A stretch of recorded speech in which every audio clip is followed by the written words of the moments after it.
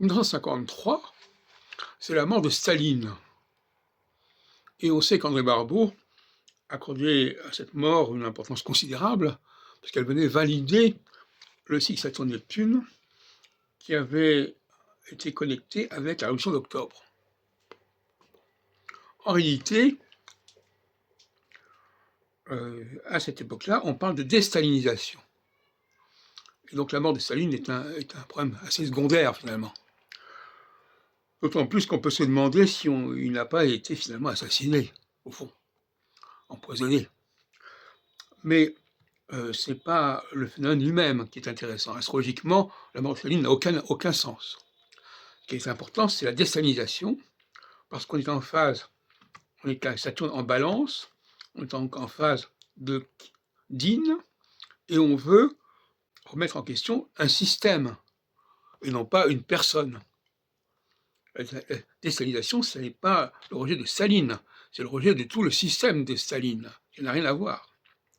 Par ailleurs, 1953, comme on le dit actuellement, c'est le moment de la fin de la guerre de Corée.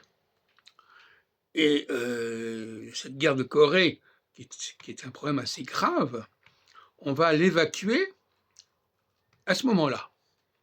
Et ça, c'est un problème tout à fait intéressant aussi, même par rapport à l'URSS, qui était quand même du côté... Enfin bon, peu importe. En tout cas, la fin de la guerre de Corée correspond à cette position de Saturne en balance, comme il pourrait être en Saturne en signe cardinal, bélier, cancer ou capricorne, ça n'a pas d'importance. On ne va pas se basculer, on ne va pas s'intéresser au signe de la balance en tant que signe de la balance. Ce n'est pas du tout la démarche de l'astrologie septennale. Mais c'est pour dire que finalement, ce n'est pas intéressant que Barbeau identifie le Saturne-Neptune à la mort de Staline. La mort de Staline est un épiphénomène. Il a un AVC, bon, d'accord, moi aussi je risque d'en avoir un d'ailleurs.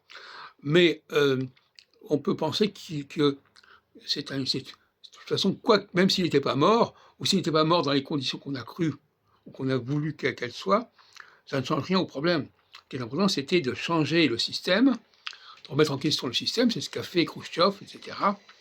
Et ce n'est pas la question de la mort de Staline. Astrologiquement, l'astrologie n'est pas là pour annoncer la mort de quelqu'un, et surtout pas en phase cardinale, surtout pas en phase Dine.